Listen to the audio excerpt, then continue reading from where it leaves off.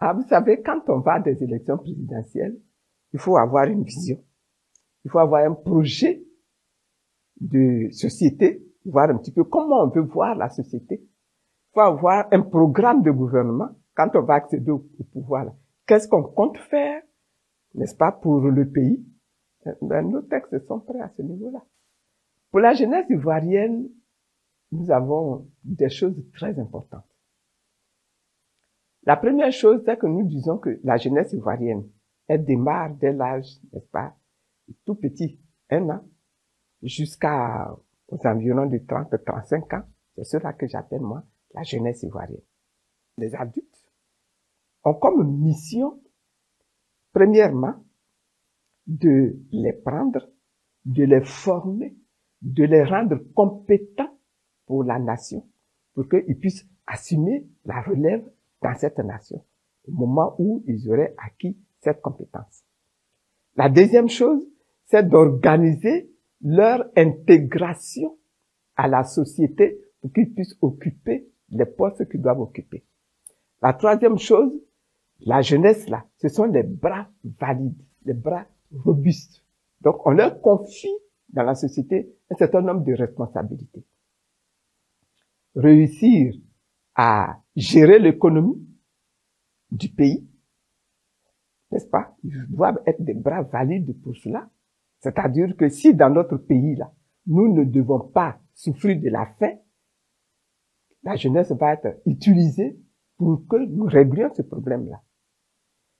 Réussir à assurer la sécurité du pays. Ce sont les jeunes qui vont être organisés par l'État pour assurer la sécurité, n'est-ce pas, de toute la société dans le pays.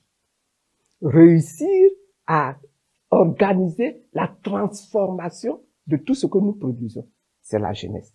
Donc, nous avons le devoir de mettre la jeunesse à l'école, de lui donner les moyens d'apprendre.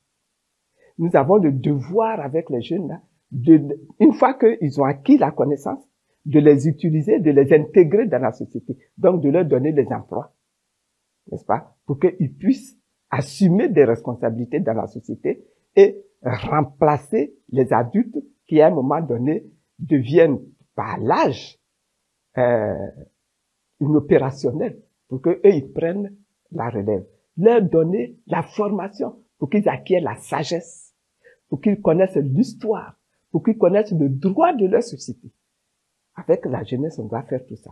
Et puis, ils doivent, comme je disais, assurer la sécurité, aider à l'édification de la nation.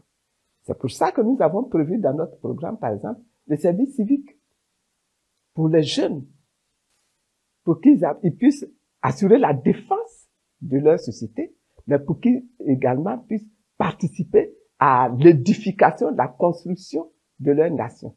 On doit faire les routes, on doit construire les écoles primaires, les collèges, on doit faire les ponts, on doit les retrouver dans tous ces projets-là. En tant qu'élément du service civique, ils doivent cela à leur société. Donc, il y a beaucoup de choses à faire avec les jeunes.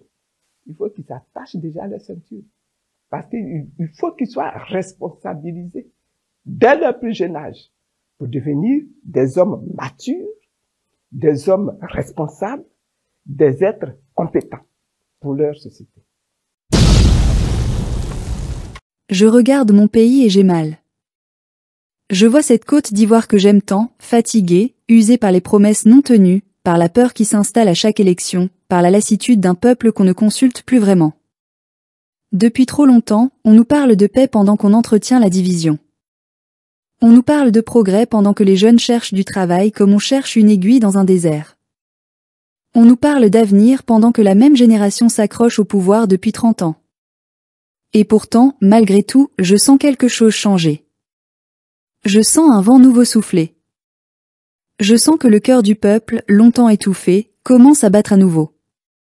Et dans ce bruissement d'espoir, un nom revient souvent, porté par les voix des femmes, des jeunes, des oubliés, Simone Évêque Gbagbo.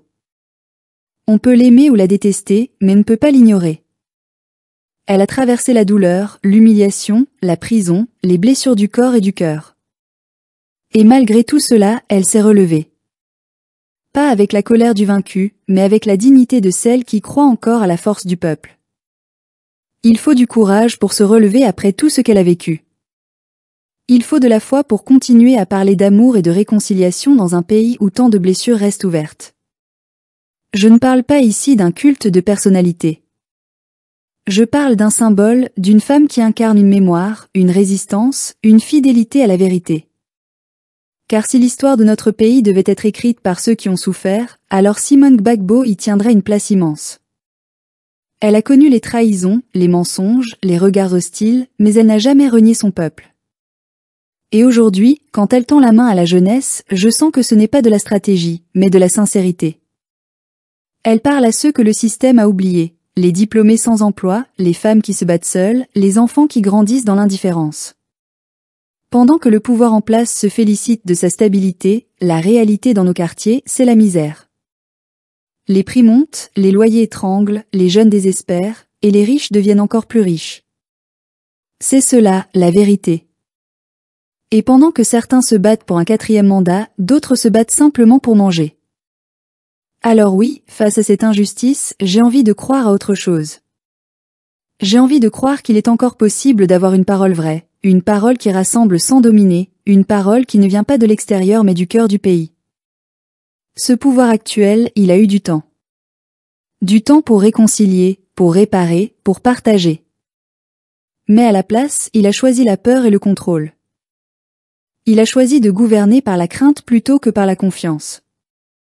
Et aujourd'hui, quand on regarde nos universités, nos marchés, nos campagnes, on se rend compte que le pays ne respire plus.